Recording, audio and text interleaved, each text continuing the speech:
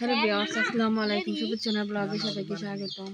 আর এই তো শুরু করেছি দুপুরের দিকেই, কারণ হচ্ছে আর বাইরে গ্রামে তো অনেক শীত, এখানে সেরকমভাবে ভিডিও করা হয় না। আর এখানে এই তো বাইরের দিকে আম্মু রান্না করতে বসছে, এখানেই সবাই চুলার পাড়ে বসে রয়েছি, এদিকে রান্না টান্না দেখছি। আর এদিকে একটু যেহেতু শীতের দিন, একটু গরমের এদিকে রোদ উঠেছে, রোদের এখানে। আর এই তো আমার মামনিটা গোছল টোছল করে সেজে টেজে রেডি হয়ে বসে রয়েছে, একা একাই সাজুকাজু করেছে। এমনি ছবি তুলতে কি কেউ না এমনি মন চাইছে আর মন চাইলেই ও সাজুকাজু করে। চেহারা পাল্টায়। তো আম্মু রান্না হচ্ছে ডাটা দিয়ে, মাছ দিয়ে। আর ভিডিওগুলি করা হয়নি, যেহেতু সবার সাথে গল্প টল্প করতেছিলাম।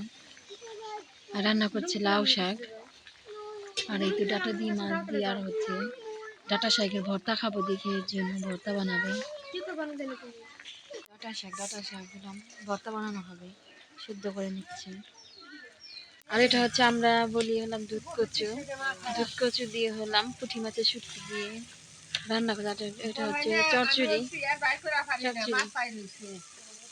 আর মাটির চুলায় রান্না তো অনেক, খেতে অনেক মজা।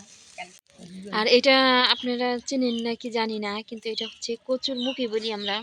এটাকে সেদ্ধ করে ছিলিয়ে তারপরে বেটে ডাল রান্না করা হয় টক দিয়ে। আর এটা হচ্ছে সেদ্ধ করবে, আর এটার ভিডিও দেব পরে যখন রান্না করা হয়, তখন কিভাবে কি রান্না করা হয়। আমার বোন এই যে রান্না করেছে দুধ কচু দিয়ে হলাম শুটকি, সেগুলি ধুয়ে নিচ্ছে। আর দিকে আজরি নিচ্ছে, আর দিকে চুলায় ভাত মার গেলে জাল দিয়ে যে ঢাকা দিয়ে নিচ্ছে।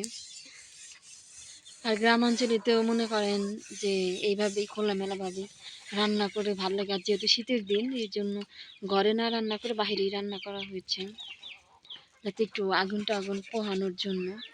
গ্রামে তো এমনিতেই অনেক শীত। মুখিগুলো সেদ্ধ করবে, কড়াইতে দিচ্ছে। চুরমুখী যে সেদ্ধ করা হচ্ছে।